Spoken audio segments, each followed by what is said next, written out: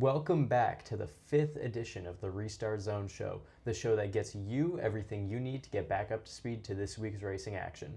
I'm Jack, joined by Brady. We're also joined by Brad Keselowski and 2016 champion Jody Sauter. We're here to talk about cars that go fast. That we are. An interesting array of racing this week. We don't have any F1 or IndyCar, but IMSA, as anybody who's watching may know, Sebring, 12 Hours of Sebring is happening. Yeah, just a little race called the 12 Hours of Sebring. Just a little niche, unknown race. But yeah, if you're a fan of open wheels, this is not your week, No. unfortunately. But good thing we like wheels covered or exposed. So yeah, big weekend for IMSA, obviously. 12 Hours is huge. Got some special liveries coming out. We got Roxy back. It's a good week. Darlington, what a classic. Yeah. One of the OGs. Oh, speaking of good liveries, a lot of good liveries at Darlington, let me tell you. There's some heaters. I personally, and we'll get more into it, but I think that the change to not being sort of like a forced throwback weekend has really honestly helped the liveries, because now only the people who want to do it and who are going to do it right are going to do it. It almost reminds me kind of like the City Edition and like City Connect and the Color Rush jerseys. What was the Reverse Retro? Was that one that the NHL did? You know, when you have to, it can be kind of uninspired. And I think a lot of these cars are really, like, you can tell these are like somebody's passion project, which I think is a good thing. And that's when they're the best, right? When they're done right. But let's get into the meat and taters. Shout out St. Patrick's Day. The corned beef and cabbage of today. Yes, sir. Our first topic that we're gonna get into. It's 2014 all over again. That Mercedes is fucking illegal. May bore fans. Let me repeat that. Mercedes dominance will bore fans. I'm gonna stop you right there. I'm not going to complain about a Kimi Antonelli championship. If Kimi dominates, I am going to complain about it. So here's the thing is I'm not a Mercedes fan. Both of our teams have coming up super in the hot time that we year. both did. Because you would just, when you got into F1 at our age and you were rooting for Mercedes, like, oh, you picked the team that wins everything. It's like becoming an NFL fan and just picking the Patriots. And the teams. Exactly. No one would fuck with you. So very few people from our generation, I feel, are Mercedes fans. Guys. That's why a lot of McLaren and a lot of Red Bull. Yeah. I really just, I'm not a big George Russell guy. I'm sure he's a lovely guy in person. I just happen to not really like him on track or his on-track personality. Or on radio. Or boy, does that man complain. So yeah, if Kimi manages to pull away with it, then I'd be happy. But that would be lit. George Russell dominance will bore fans, yes. But yeah, we just wanted to start with that overarching. We like to start and end with an overarching theme. Let's get into some circles. Yeah. The NASCAR O'Reilly Auto Parts Series raced in Las Vegas this weekend. It was very windy, as I predicted in last week's episode. You get that flat desert, and that wind just starts moving. And you could tell those cars were getting tight constantly, especially out of 3 and 4. It's a sketchy spot. Now, there was an accident in 3 and 4. Was it caused by the wind? No. It was caused by a man named Sheldon Creed. Must have been the wind. Must have been Sheldon Creed. Must have been the wind. Sheldon Creed was not happy with the way Taylor Gray was blocking him. And Taylor Gray blocked Sheldon Creed down into 3. Creed was not having it and just didn't lift for the corner. He used Taylor Gray as a brake. It was uncalled for. I mean, I get getting blocked in a track where aero is so important, like Las Vegas, sucks. That just kills your whole corner, kills your downforce. I get it. Yeah. But you can't wreck a guy over it. That's how you race at these tracks. Or do what Ross Chastain did in Atlanta? I think, Atlanta. And I don't know what you're referencing. In Ross Chastain, when he spun to Austin Hill. Yeah. Because in that case, you're not just full throttling into the guy that's blocking you. Yeah, I mean, even then, Austin Hill kind of cleared himself there. That wasn't quite the same. Well, but still, stick your nose in there make yourself the space, right? Don't wait for them to give you the space. Make yourself the space, sure, but don't full throttle into. Like that's what I was trying to say. Is you make yourself the space and then spin a guy out. That's one thing. He already went in on the bottom. I think that was kind of the problem. Is he went in to take the bottom line and then tailgate took the bottom from him. So it was a little different, but obviously not plate style racing anyways. Right.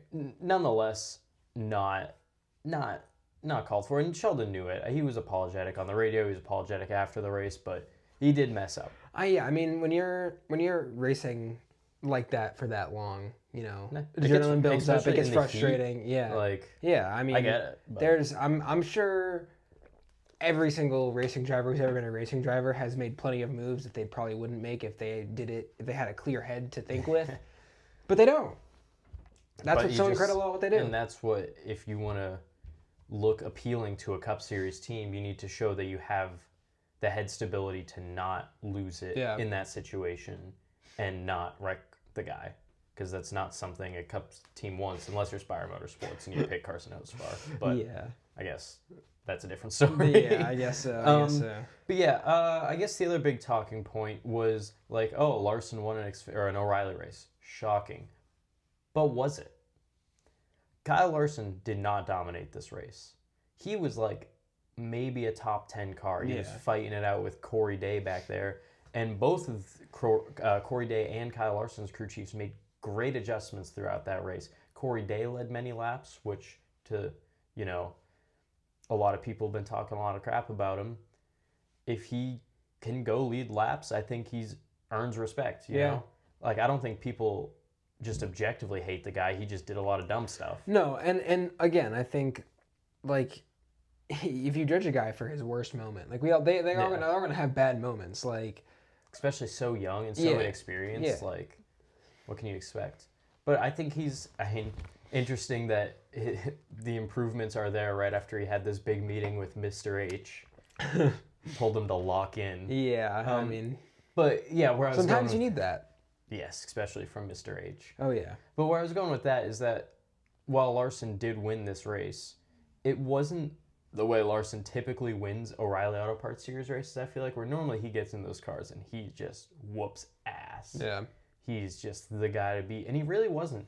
He capitalized on a late restart that was caused by the Sheldon Creed incident, and he was able to capitalize. He had a great restart, good pitch strategy, and got the win. Yeah, and at this point in the weekend, I thought that the Larson sweep was alive and well. My picks were looking I thought the Larson sweep was alive and well, yeah. Man, is that guy quick in an O'Reilly. He is. Never mind. I think just completely lost my wording. Larson non-fans, as much as they probably dislike the next gen, should thank it because he probably would have won a lot more in the Gen 6. If Gen 6 had stayed longer, I think we would have seen more. The way Kyle Larson dominated 2021 and won the championship, probably would have seen more of that. Yeah. But we didn't, and the Gen 7 car's here, and everyone's adjusting. Yeah. So... yeah, that was the O'Reilly series. Now, speaking of adjusting in the next-gen car. Speaking of adjusting to new regulations. Formula One raced in China. Yes, they did. I think as an overarching statement, I think this track benefited a lot from the regs change. I know we're going to talk about harvesting, battery, and all that, but I think just pure racing-wise, leaps and bounds more entertaining than last year. Yeah, I mean, sue me. China's not my favorite track to watch. In the ground effects eras, definitely not. Yeah, but again, let's be honest. The majority of the actual race part of this F1 race wasn't jaw-droppingly exciting. I mean, the Ferrari battle was pretty good. It was. That went on for a while. It was the Ferrari battle, very good. A couple midfield battles that were very good, but it still wasn't you know what I mean. It still didn't. I felt pretty entertained. It was entertaining. I think the thing that bothers me maybe it has less to do with honestly the track and maybe more to do with the new regs. But I'm just not a fan of the track to begin with, so maybe it just shines a worse light on it. I just feel like the actual racing for positions that took place still only really happened in the first few laps. No. Besides the case of the Ferraris. I don't know. There was a lot of other passing that happened throughout that race, though.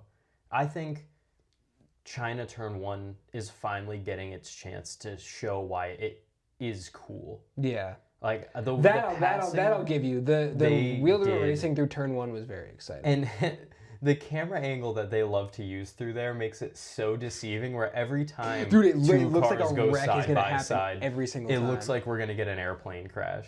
We need to like maybe pick a different camera angle so I'm not panicked every time somebody goes too wide into Turn 1. But I think it's finally getting its chance because you can really follow tight enough to then where even if you had the advantage going into the corner, the guy you're racing against with the switchback is suddenly going to have the advantage. I think what they were thinking when they decided that is finally getting a chance to actually show itself.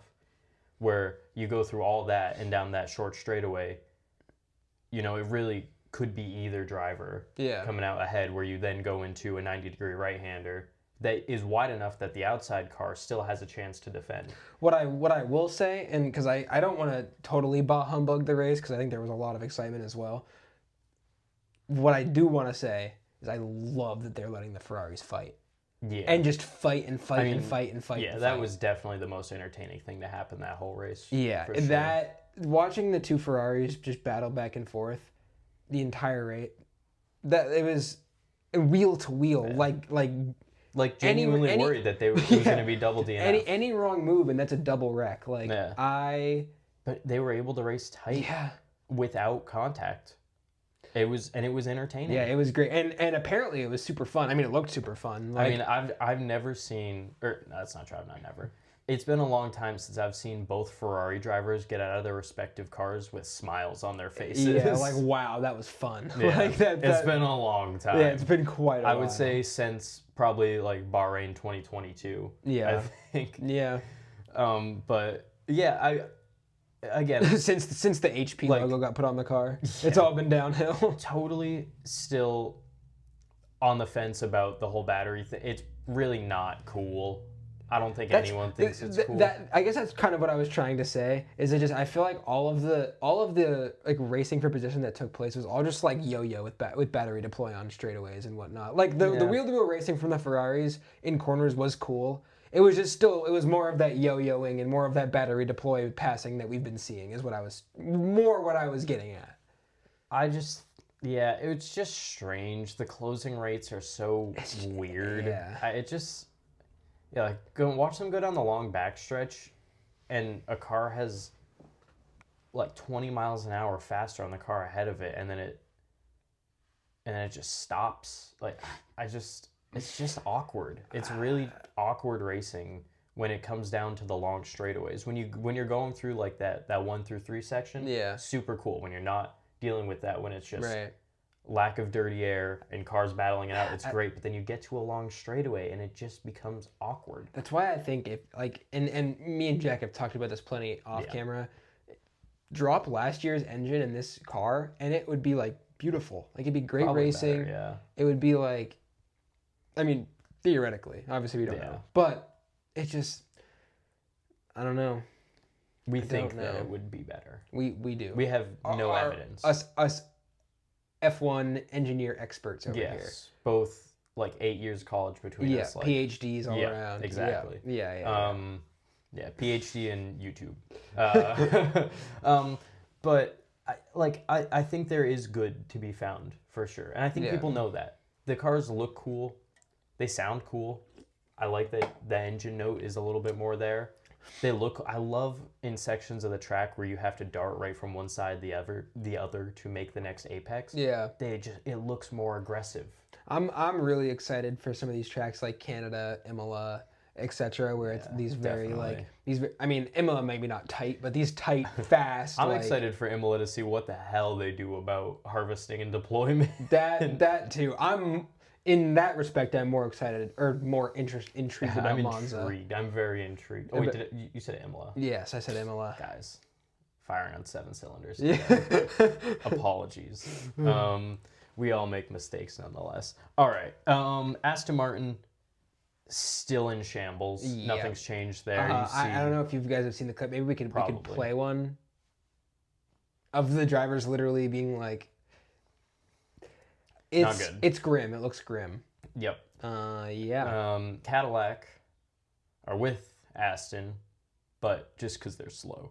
Yeah, pretty much. But to be expected. Yeah, I think a lot more hate has been lobbied towards Aston, which I think is totally reasonable because they've been around for a long time. They've had as much time as any of the other teams to develop their car. An established team at this point, been around for a very long time.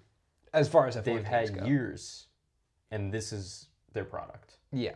Something literally dangerous to the drivers. Makes me happy that Red Bull jumped off of the Honda train when they did. However, I am not happy that Red Bull jumped on the Ford train when they did because the memes are true. The memes from last year of the EcoBoost Ford engines breaking down in the middle of the races, they've come true. And it's quite literally my worst nightmare.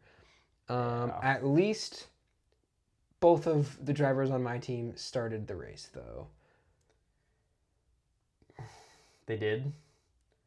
My drivers did not. I guess we'll get back more into that particular thing a little bit later, but it was a painful start to a Grand Prix. I'm already up at the ass crack in the morning. Well, not even up. Race stayed awake 3 a.m. local time for us. And I'm tired. I want to watch this race. Don't get me wrong. If I didn't want to watch it, I wouldn't be up. We're going to be up. I'm watching. I threw the pre-race on way ahead of time, and I see the McLarens aren't going out for warm-up laps. Lando's in the garage.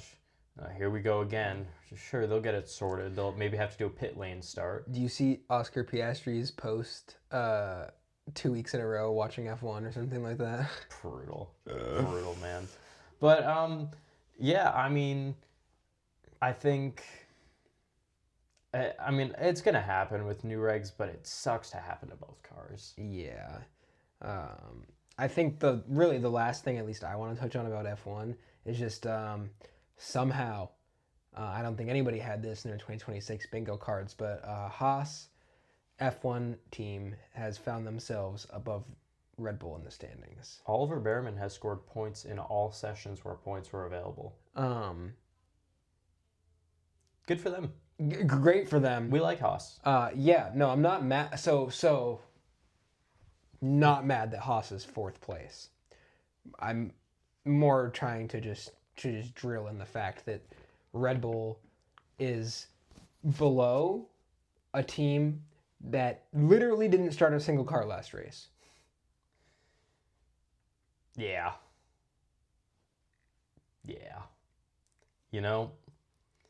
It'll even out. 2 races in, They are on pace. They are faster than Haas. They are. So I think but if they can sort out the powertrain issues, obviously after Japan, we're going to have a pretty big break here with the Middle East races getting canceled. We're sort of having a spring break now for F1. Yeah, which I'm honestly excited about because I think the teams will hopefully, maybe not level out faster, but we'll be able to take a step back, and I think the sport really needs that right now because it's quite a mess. I'll be interested to see how teams return after that break. I mean, you'd expect all of the big name teams to come back stronger. Can Ferrari come up with anything else? Obviously, you would hope that with that break they can get the party wing going properly. Yeah, I'm sure Ferrari's stoked about that break in that case.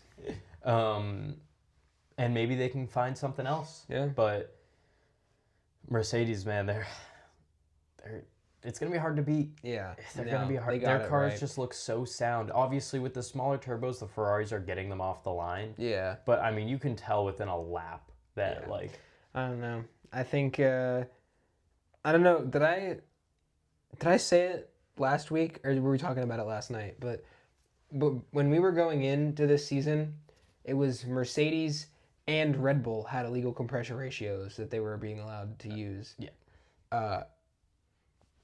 What happened to ours? Where is ours at? I don't see an illegal compression ratio in our cars. I don't know. They clearly got one. Maybe it's running too hot, and that's why they keep blowing up. They clearly got one. Where's ours at? But yeah, that was the Chinese Grand Prix weekend. It happened, and it was interesting.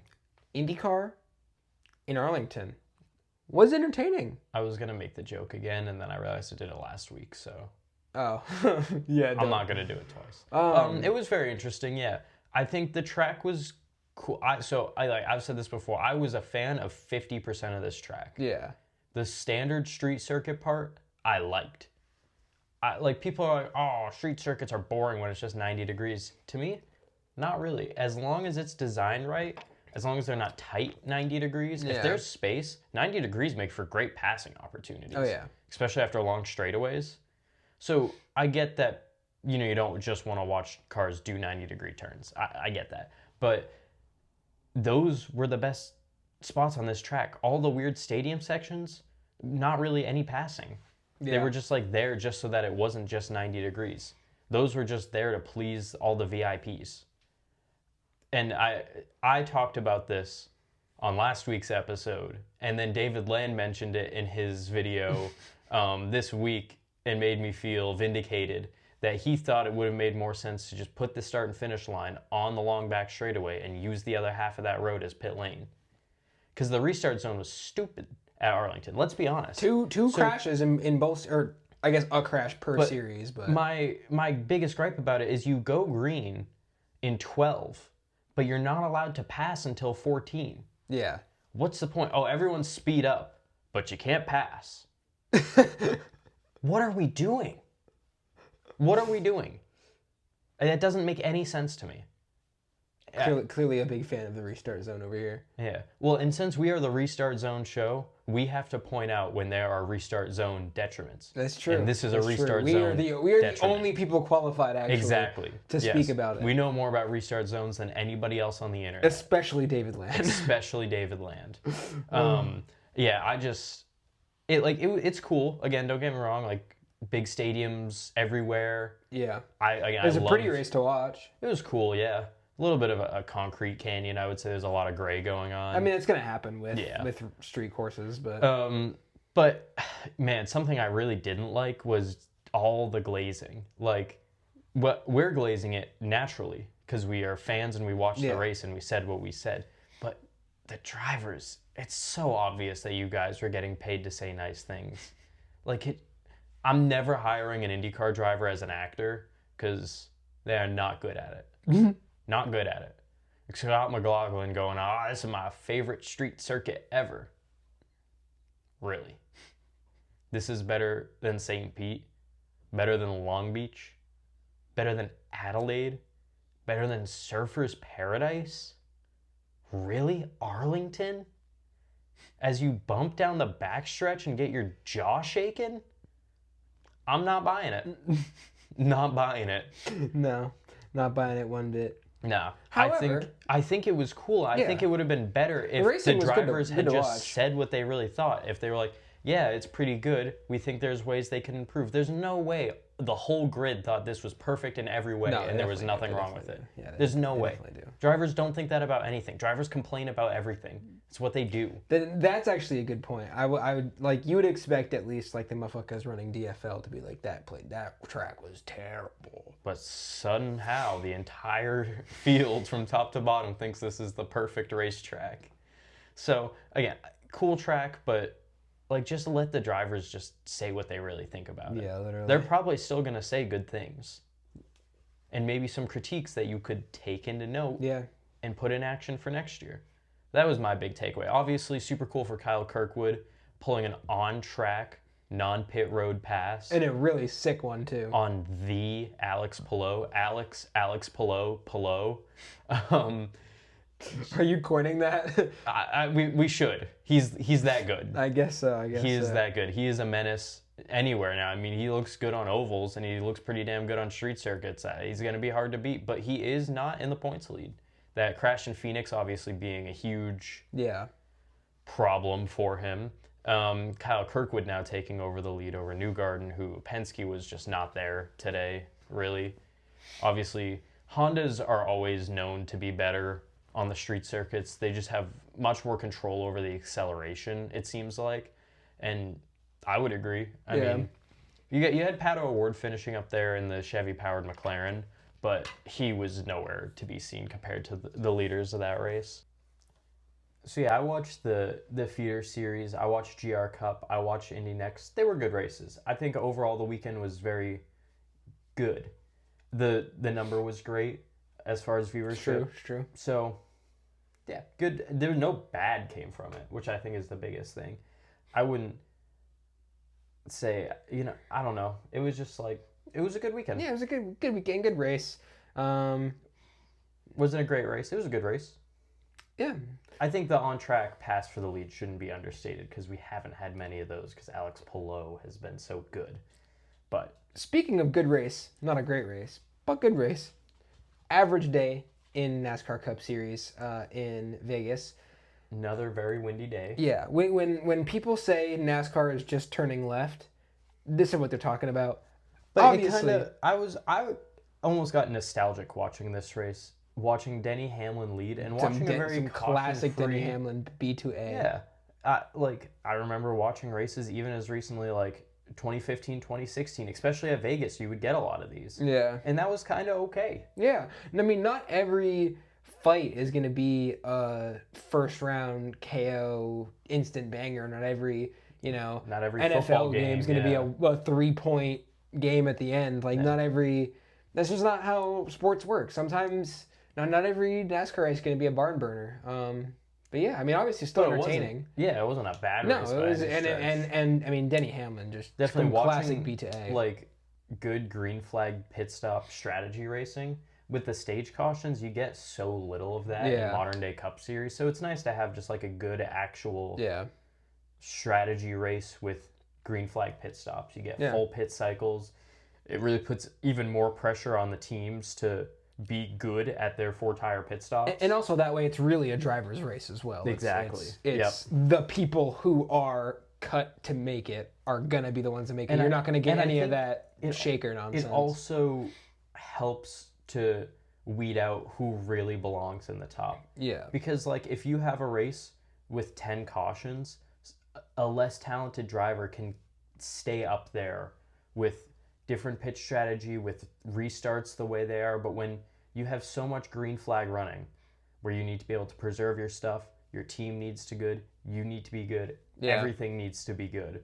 That's when you get the best drivers in the series suddenly marching their way to the top.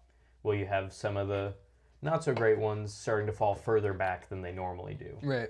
And I think that's just an interesting show. And obviously it is still track dependent. That's not just to say, oh, this driver's overall bad because they didn't do well. Yeah. I mean, like, clearly Trackhouse just missed it. Their cars were awful. No, not good. Really, if you were a Chevy that wasn't Hendrick, it wasn't a good weekend. Yeah, it wasn't a good weekend. It wasn't a good weekend. And I'm not sure if that even comes down to the new body or what it is really. Like it could be, but man, they changed so little with that body. I mean, and to be honest, are we surprised that teams like Trackhouse and Spire weren't awesome at Vegas? How often are they really that good at Vegas? It's a tough track. Yeah. You need to get the aero balance just right. This track is so particular when it comes to aero setup. Yeah. So, obviously there was, a great moment after Denny wins. His daughters come up there crying. His mom hugs him, gets to say, "That's my boy," after, obviously the tragedy that happened in that family.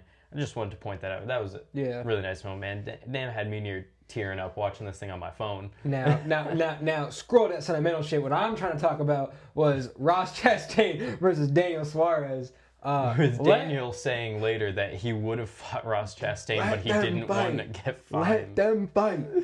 Let them fight. I think, and obviously this has been said a million times on the internet already, but I'm going to say it as well. This was definitely more animosity from, I think maybe things weren't so bro and bro between them while they were at Trackhouse. Yeah. From the looks of it, or the sounds of it, or whatever you want to call it. These guys probably didn't get along nearly as well as the Trackhouse Instagram and team. They just kind of had to because they were teammates, and now they don't have to no more. They don't, and it showed on pit road at Las Vegas. It did. It doesn't totally make sense to me. There was nothing really on track, and then Chastain door slam Suarez on the backstretch with no real noticeable cause, and then they get out and have a shouting match. If only they could have had a fisticuffs match. It would have been fun to watch. So we were talking about it the other night. We think it would have been pretty fair because Suarez is a little, I think, bigger stature of a person. Yeah. But Ross Chastain used to be a farmer. And, the farmer's got that sort of natural brute strength of just moving shit around. You just build up that. No. It never shows. I think it could have been a close fight. The farmers never got, like, the cut muscle, but they just got that brute strength. I feel like it would have been a pretty good fight. Yeah, I would have loved to see it. But Daniel Suarez was too scared to get fined.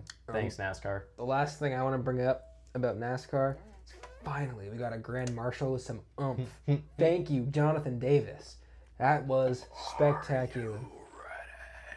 I loved it. Loved it. Anyways, I think now it's time to move on to our favorite and least favorite livery of the past week. Do you want to kick it off? Sure, why not? All right, so I'm going to start off with my L livery because I like the bad news first. I bounced between a few, but I ended up picking AJ Allmendinger's car. Just a ugly combo of yellow and gray. Yeah, it wasn't a pretty one. No, and I don't even remember seeing it on the TV broadcast once, to be honest. I was looking through the NASCAR website liveries, and maybe it looked better on track, but on that website, it looks bad. Stinky, yeah. No. But to move to the plus side, I'm picking Chase Briscoe's Wix O'Reilly's Auto Parts car. I like Wix filters, and I like that livery. It was pretty cool just blending all the Wix colors into one car. It looked great on track. I loved watching him rip Ta at Vegas when it really, especially in the early race when it seemed like everyone else was too scared to go up there. Chase Briscoe was making hay ripping Ta. It was fun to watch and a good looking car. So, yeah. Yeah. So I'd like to preface just because we're about to take 4 Cup cars. This can be any series that raced ever. Not ever. Past weekend. But yeah, any series that raced can be featured on this. But however, my worst livery of this past week was that repulsive SVG 97 car. Not that it was much better than the other Superfile car from Daytona, but yeah. No, it was worse. Oh, okay, so that's like, yeah. I meant that one wasn't any better. Like, it wasn't, but this one is bad. Eyesores, both of them. My favorite livery this past week, though, I called it a throwback before I started filming, and Jack kind of laughed. But it's like as throwback as it gets for 2311. I was confused at first. I was like, wait, what were we throwing back to? The Kurt Busch win. Yeah. But as throwback as it gets for 2311, but that the Kurt Busch throwback Reddit car was pretty sweet. I like that car a lot, and it looked good on track. It's a good looking car and a good story. Yeah. I mean, Kurt Busch is a questionable character, but important to the history of recent Cup Series. And he's been doing a lot. He's seeming like he's been trying to change for the better. Yeah. Working obviously with 2311. He was explaining his job on the broadcast at 2311. I was like, man, doesn't that sound great? He basically just gets to like kind of driver coach while just following 2311 around, and they just like give him good food, and he gets to hang out at the track and stuff. I was like, man, the stuff you earn when you have a storied Cup career, you get to kind of just like it must be nice. Driver coach while hanging around with Michael Jordan and whatnot. But yeah, that was a good looking car. All right. Now W and L this past week. I'll kick it off. Why not? Yeah. It's actually both going to be F1 related. My L for the week is just going to be Max Verstappen. Max Verstappen. Anyways, and my W of the week is going to be Kimi Antonelli, second youngest driver. Second youngest driver to win a race in F1 history. Youngest pole though. Youngest pole ever. Youngest. What do you call that? Triple Crown? He didn't Grand Slam, right? No, he can't because it's sprint. True. You can't Grand Slam in a sprint weekend. Well, I guess you could do a sprint Grand Slam. That's probably a thing. Yeah, but regardless, pole lap, fastest lap, win. He still tried to bin it at the end. He did. But very happy for him. Hopefully, that was awesome. Hopefully he can continue to do that. Yeah. Sorry. Wow. Out of it. I thought you hadn't done your L yet. yours was so short with the Verstappen Well, thing. I don't want to elaborate any further. No, thank you. All right, yeah, I'll start with my L here. It's going to be McLaren. Guys, I know we had issues. It's not your fault, but we can't be double DNSing. Aston Martin didn't double DNS. No one has double DNS'd. How is McLaren? When is the last time we've seen a double DNS? Who knows? Or when's the last time, for that matter, we've seen like a driver on a team double DNSs the first 2 races? Like, that's a stat I would be interested in. Because wow, poor. So we were meant to say this earlier, but we didn't. It's on our notes. Poor Oscar Piastri. Oh man. You gotta feel for him. I mean, the first one like was his fault. But I mean, it was a power delivery thing. Yeah. And then, this week, not his fault at all. Nothing you're gonna do about that. Unfortunate. Just brutal. I felt as if they were just showing the camera angle during the race of him walking from the garage when McLaren finally decided that they just weren't going to be able to get those cars on track, and it's just, God, he just looks so dejected. Yeah. He looked like, his eyes looked like Ferrari eyes the last 5 years. Like Lewis Hamilton calling himself useless eyes. Like, exactly. Yeah. But I think that car, from the one race we did see the one car run in, it had pace. I mean, Lando was able to hold off a hard-charging Max Verstappen in Australia. Although, I don't know if that means much. We're looking at how good that Red Bull's looking. I mean, he was coming up the field, though, coming from the back. It's true. But it'll be interesting. We really just don't know what the pace is. They qualified decent. Yeah. In both races. I mean, they're not horrible. But just so many problems in the race that we don't really know what the pace of that car is yet. So it'll be interesting to see. But as far as last weekend went, the biggest sell of the weekend was by far a double DNS for McLaren. Let's change it up. Let's get happy. I went with, after I called it a good weekend, but IndyCar. I just think, again, nothing bad happened in a weekend where many bad things could have happened. Yeah. And nothing bad happened. No, it was a pretty good weekend. Good races. Good number. The number has been so consistent throughout this season. It's almost like when you don't put a month gap in between your first 2 races, you can keep the hype going. Shocking. No way. But I thought it was great. Obviously, celebrities, sports players. Yeah. An entertaining race. It could have been a little bit better if that restart zone wasn't so stupid, but but I already yapped enough about that. But yeah, IndyCar taking the W, just their whole weekend. They did good.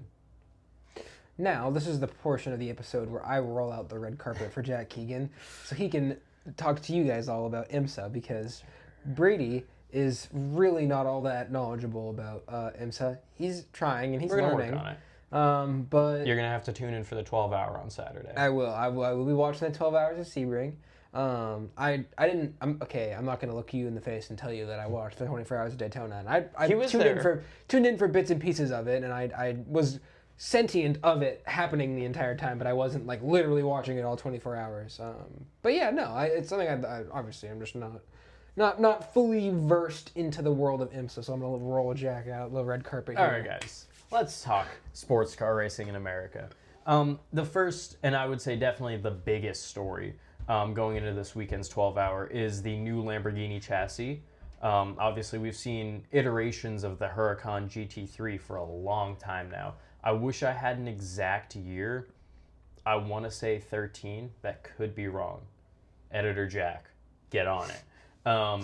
But we've seen the Huracan GT3 in so many different stages. We've done facelift after facelift, but we've kept that screaming V10. Yeah. And unfortunately, Lamborghini will be departing from its V10 days.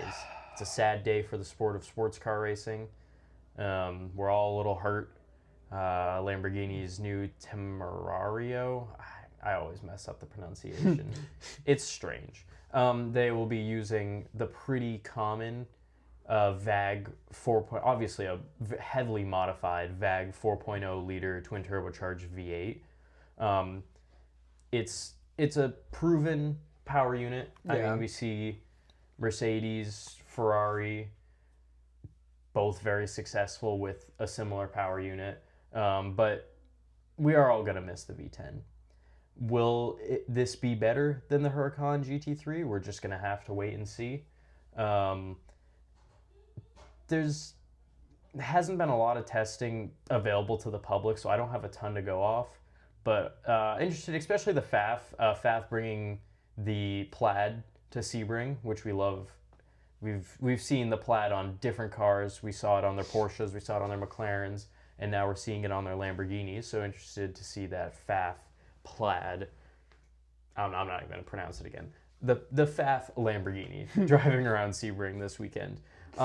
Speaking of liveries, we have some other fun liveries.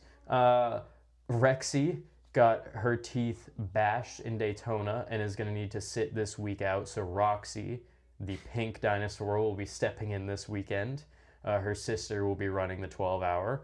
Porsche Penske is running two beautiful Porsche 963s inspired by Mobil, by the 911 GT1 liveries ran many years back. Those things, oof, man, love them. But that'll be great to watch. I mean, anytime Porsche Penske does a special livery like the ones they ran last year at the Le Mans, they always do a good job with it.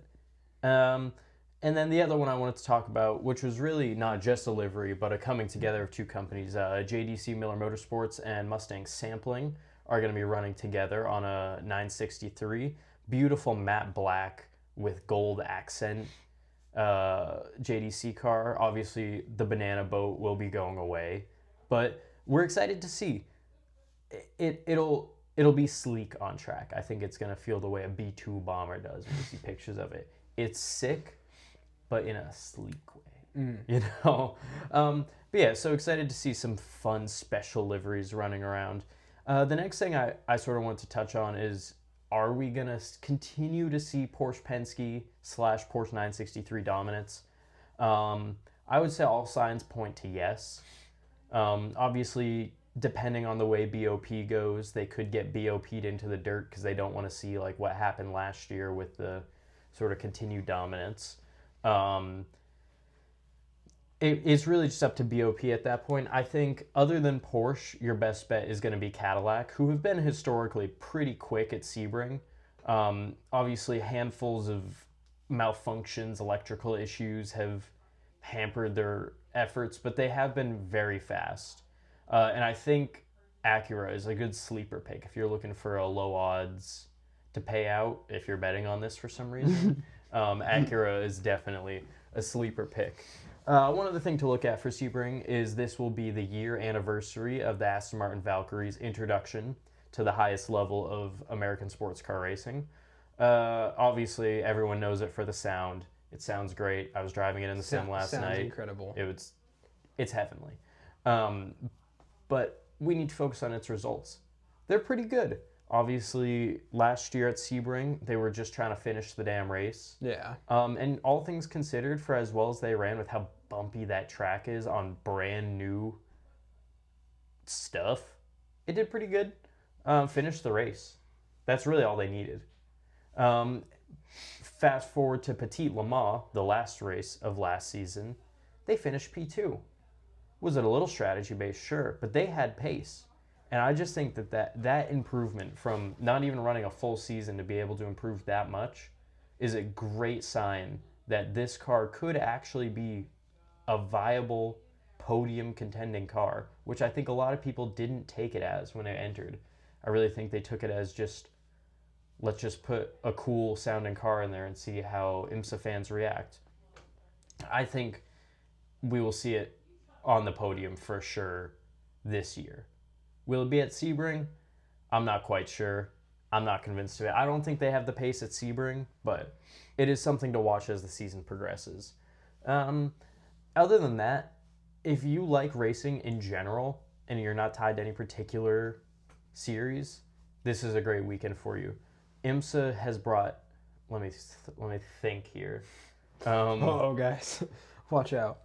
4 feeder series, I think, if I'm not forgetting any. We got Mustang Challenge, Porsche Carrera Cup, Lamborghini Super Trofeo, Michelin Pilot Challenge, and then the actual IMSA series. Yeah, I believe 4 feeder series for this weekend. So lots of on-track action to watch. Obviously, a lot of those feeder races are about 40 minutes. Pretty bite-sized content there. Watch some cars fly around Sebring. Why not? I love that about IMSA. There's always cars on track, it feels like. But yeah, I think that's enough about sports car racing. The 12 hours, obviously, historic event, and you have no reason but to not at least watch the end. Tune in for a little bit. Yeah, if you don't want to watch all 12 hours, I get it's happening for 12 hours. You can tune in at some point. Just pop in, see what's up. All right, now you guys are finally going to start to hear my voice again, whether you like it or not. Truck series. I think the first thing we need to talk about is Daniel Dye. Naughty boy. Indefinitely losing his career because of uncalled for. Yeah, just like brainless comments. Yeah. Like I was gonna say stupid, but I don't even feel like it does it justice because like obviously it was a stupid thing to say, but like just uncalled for, and it wasn't. Mindless. It wasn't even funny. Yeah, just like it's just lack of thought. If someone's gonna make like a dark or offensive joke, and like it's funny, that's one thing. But if it's just not funny and it's just like you watch, like I watched that clip for the first time and I was just like, oh, why did he say it was so awkward? And he just kept going with it. Like, it was hard to listen to. But yeah, it's just a dumb thing to say. And then to walk back and on your PR statement like, oh, I have friends who are gay. Like, come on, man, really? What is the PR team doing? Because I know damn well he didn't write that.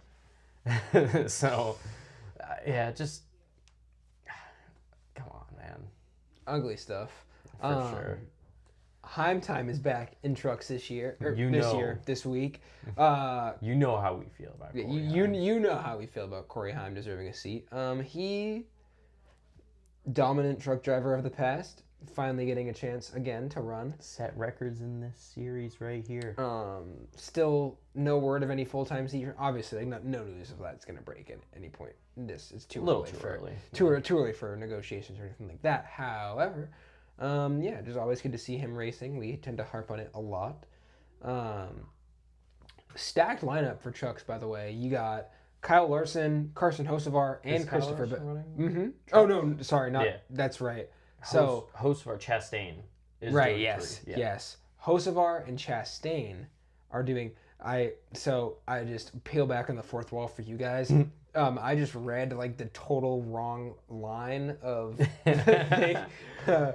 Anywho, Chastain and Hocevar are running both the truck and cup races. Wait, no. Is that true? Is Hocevar running O'Reilly's? I said truck and cup. Oh, sorry. I thought you were gonna. My bad. Anyways, so I think is Chastain doing all three? He is, yeah. Chastain and Bell are both. Wait, Bell's doing truck? Doing truck, yeah. Really? Mm-hmm. Hold on.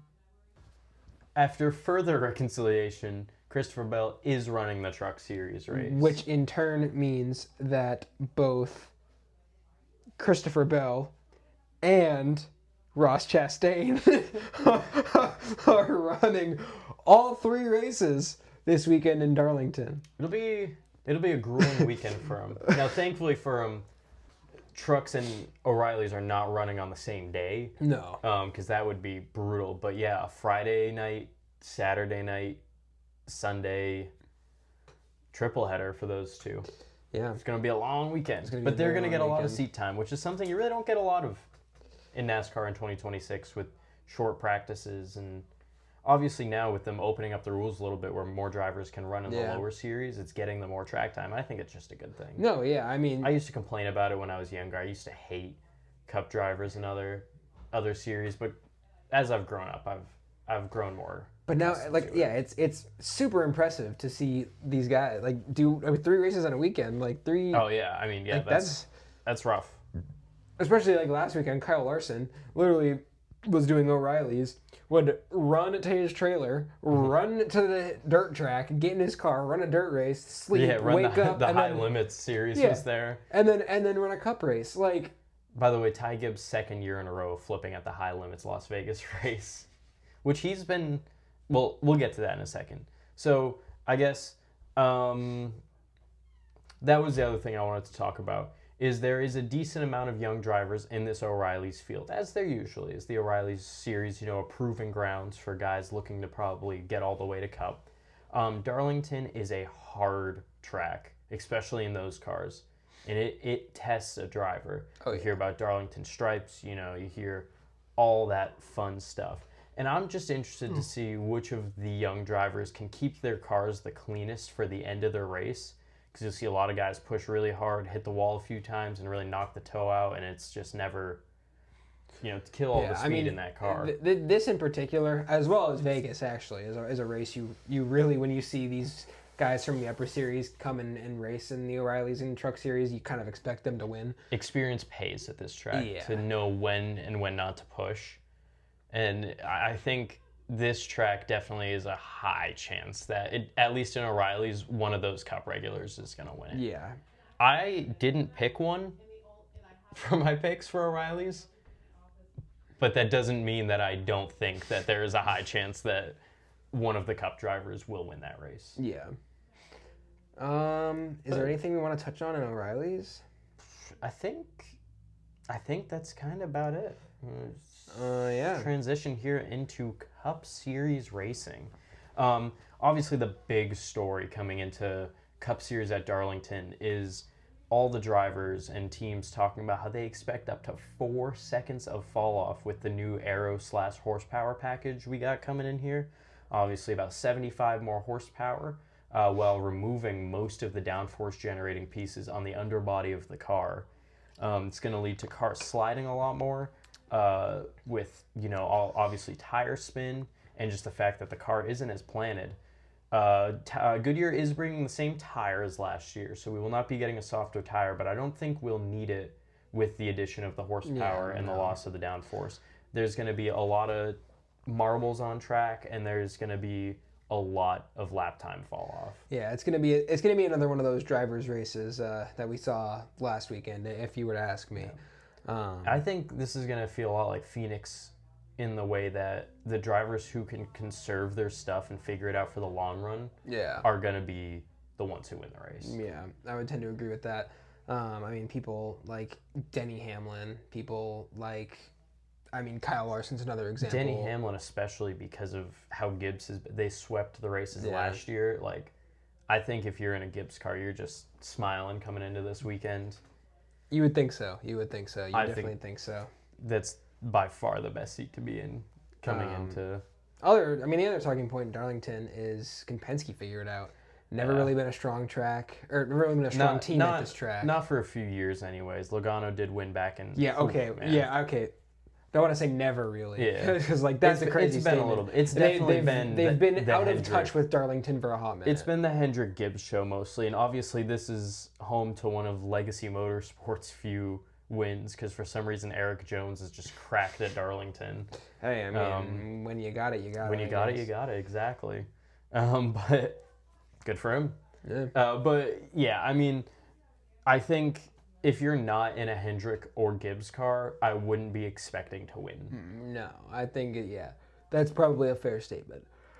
But I'm just very excited to see what all of these changes do, because this is all stuff we've been asking for. So let's see if it actually puts on a good show. As fans, if this race sucks, we might have to eat our pride and say, hey, maybe all these changes weren't the best. Maybe they push it too far. Maybe tires are going down too quickly. Who knows? And that's okay. I'd rather another peel back into the fourth wall. Me and Jack bowl a lot, and one of the things when something's not working, make an over adjustment. Even if you don't think it's going to correct it, see how it reacts. See if it'll help you understand where the line is. Yeah, you can find the line, which obviously we've seen that at Bristol a lot with now 2 of these crazy fall-off races where it's entertaining. Yeah, it's a bit much, but now you know where the line is. Yeah, exactly. And that's huge. Yeah. Well, with that, I think it's time to get onto the schedule read, get some picks, and get out of here. Yeah, let me hit this I trust off. Brady with the schedule better. He doesn't mince his words quite like I do. All right. So, I wish there was an easier way to do this. You know what? Whatever. We're just pulling it up here. So, on Friday, that would be March 20th, hopefully the day that you guys are watching this or the day that this comes out. Should be. At 11:30 a.m.-ish, IMSA Sports Cars 12 Hours of Sebring starts, followed by... Whoa, that's qualifying, I think. What'd I say? You just said starts. I meant to say qualifying, because that's what I read, but it just didn't leave my That's mouth. all good. Because then at 1:55, the Michelin Pilot Challenge goes on at Sebring. Oh, want to say about the Michelin Pilot Challenge, actually. Yes. Announced coming to Lime Rock Park. Wish it was real IMSA, but still happy. It was GTD, but yes, we are happy to get real sports car racing back. We have a 3:30 start on Truck Series practice at Darlington, followed by 4:30 Truck Series qualifying, and then at 4:30 as well, actually, so at the same time, will be the race 2 of 2 for Lamborghini Super Trofeo at Sebring. Let's see. We have 4:50 race 2 of 2 for the Porsche Carrera Cup at Sebring. We have a 7:30 Truck Series race at Darlington that night. Good Then, old late night truck racing. moving on to Saturday morning, the IMSA 12 Hours of Sebring begins at 10 a.m., followed by 12 or noon O'Reilly's practice, 1 p.m. O'Reilly's qualifying. Cup Series practice at Darlington starts at 2:30, followed by Cup Series qualifying at 3:40, and then we get the O'Reilly Auto Parts Series race at 5:30 that night. And then on Sunday, the NASCAR Cup Series 400 at Darlington starts at 3 p.m. And that is your weekend of racing, ladies and gentlemen. Weekend. Obviously, it's a 12 hours of Sebring. If that's not clear, that means that IMSA will be running from 10 a.m. on Saturday until 10 a.m. on Sunday. Well, 10 a.m., 10 p.m. Saturday night. Correct? That's what I meant. It's not 24 hours, it's 12 hours. There you go. Yeah. But yes, the classic Sebring setup, we start at noon, a little bit before noon, 10 a.m. You start in the morning, you get the beautiful, hopefully it's not cloudy, because I mean, Sebring usually always delivers for a beautiful sunset, racing right through the sunset, and then it feels like it just gets crazy. Once that sun sets and nighttime comes, it's like the drivers just like, they change, man. Something about that nighttime drive. And same thing at Road Atlanta. It brings out the intensity. But yeah, so God, I love Sebring. Yeah, I'm so excited. I wish the IMSA schedule had more races, to be perfectly honest. I look so forward to any of these events.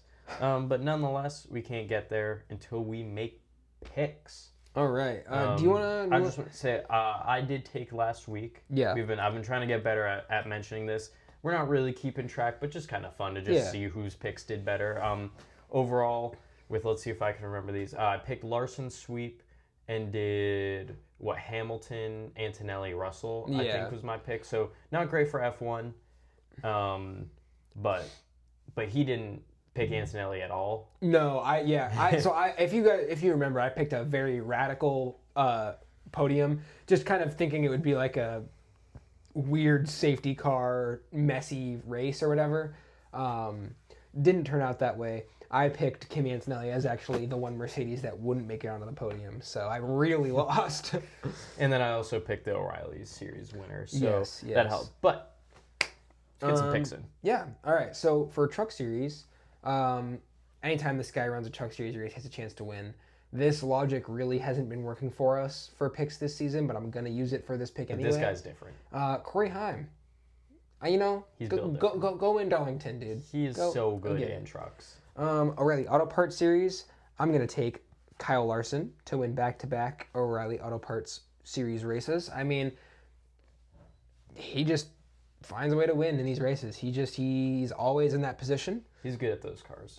He's very good at those cars, and also he's very good at, he might not be particularly like a Darlington wizard, but he definitely out-experiences and out-talents a lot of the rest of the O'Reilly Auto Parts field, if not all of them. Definitely. At Darlington. So, yeah. And then for Cup, we've been saying this. I'm going to say it again. He's due for a win. He's in winning equipment. He's won tough track races before. He's talented at these places. Give me Christopher Bell. And for my IMSA pick, I'm taking the 31 team of Cadillac. Just because I'm Cadillac's a good pick. yeah, I like him. That's all. Yeah. Pretty solid lineup of picks. Yeah. All right. So, my picks for this weekend. First, I'm going to go with the Truck Series race. I'm picking Christopher Bell. He is in a Friesen car, which are their truck. They're quick, but not maybe as quick as some of the front-running cars, and I think it would take a great driver to bring it to that next level. Yeah. And Christopher Bell is that driver.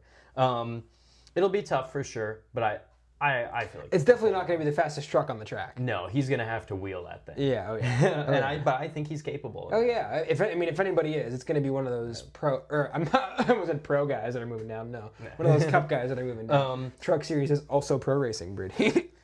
For O'Reilly's, I'm actually gonna go with a regular. I'm going with Jesse Love. Okay, wow. Kind of just a gut feeling there. I don't really have a ton of evidence. He didn't run amazingly last year, but he's looked like, I don't know, something a little bit different about him after that championship. Got a little more pep in his step, Yeah. you know? Or I just feel like he's got more confidence. No, it's a good pick. So I think, maybe not by the numbers the best pick, but I'm going with it. Still a solid one. For Cup Series, I'm going for a back-to-back Denny Hamlin Cup Series win. I think if there really is going to be 4 seconds of fall-off, Denny Hamlin is so good at saving his stuff. He knows how to run a full race, and he won last year. Yeah. I think that's enough evidence, as much evidence as you need. That is more than enough. For IMSA, I'm going to go with the number 7 Porsche Penske. You just got to go with it. They've been so good. You can pick the 7, you can pick the 6. I'm going to go with the 7 personally just because they've been a little more successful over the last few years.